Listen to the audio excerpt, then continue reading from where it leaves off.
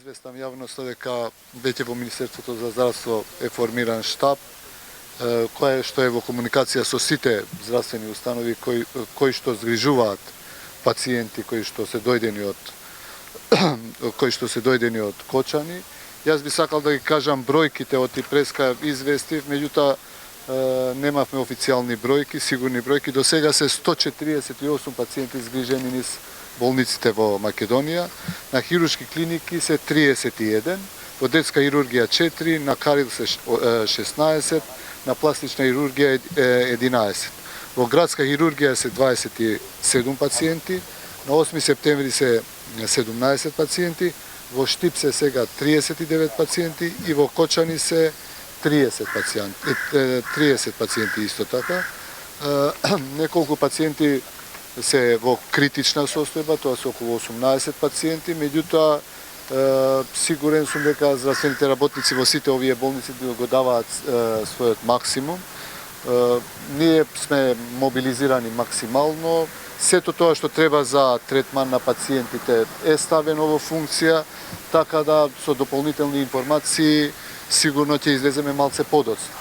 Заменик министерот е во Штип, исто така и од таму добиваме информација дека повеќето пациенти се во стабилна состојба, генерално пациентите кои што се во критична состојба се тука во Скопје. Исто така јас би сакал да им се заблагодарам на повеќе држави кои што се јавени за да ни дадат помош доколку треба за згрижување на пациентите, посебно тие што се покритични. Јас се слушнав со министерот за здравство на Булгарија, исто така директорот на фондот се слушнал и со министерот или директорот на болницата во Белград.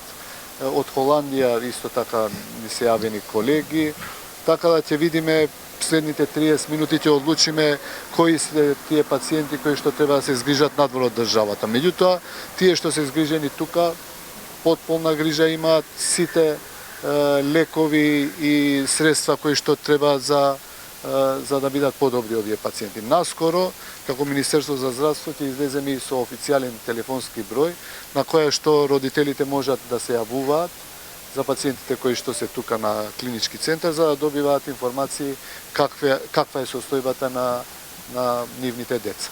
Меѓу информациите имаше дека станува збори за малолетни лица, дали има малолетни хоспитализирано овде на клинички голем дел? За жал има и малолетни, меѓутоа со точни имиња, презимиња ја не можам да зборам сега, но доколку кога ќе имаме такви информации веднаш ќе излеземе. А во критична малолетници? Има и малолетници во критична состојба, велам ќе излеземе со официјален телефонски број на кој што родителите може да се јават и да добиваат точни информации. Станува збор најчесто за изгореници, повреди од изгореници. Дали имаме доволно капацитет да се справиме со ваков тип на повреди, бидејќи сепак голем е бројот 148, веројатно грото се со изгореници. Може ли да се справиме со ова? Јас кажав дека критични се само 18 пациенти, другите барем до сега се во стабилна и добра состојба и третирани низ болниците во државата. Тоа го зборевме и со нашите колеги кои што се по специјалност по таа област, дека не, доколку видиме дека не можеме како што треба да се третира, веднаш можеби ќе бидат транспортирани одредени деца во или соседни држави или во друга држава кај што би биле третирани како што треба.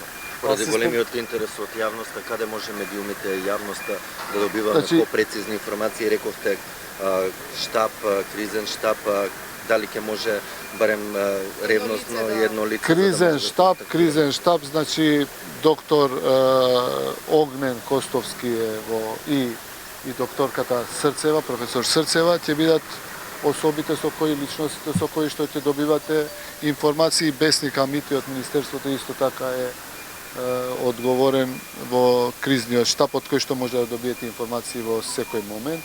Меѓутоа, ви гарантирам дека ќе бидеме транспарентни, често ќе имаме ќе ве апдейтираме со информации.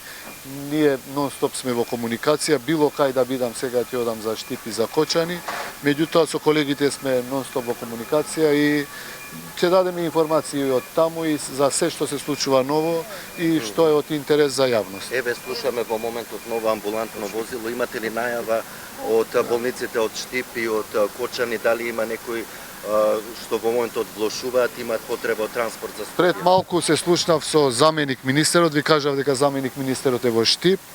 Генерално информациите се дека пациентите се во релативно стабилна состојба. Меѓутоа не можеме да ги предвидиме состојбите, не можам со сигурност да кажам дека 100% ќе бидат, доколку има нешто што се комплицира, тука сме, ви веламе, екипите се комплетно подготвени и мобилизирани сме максимално.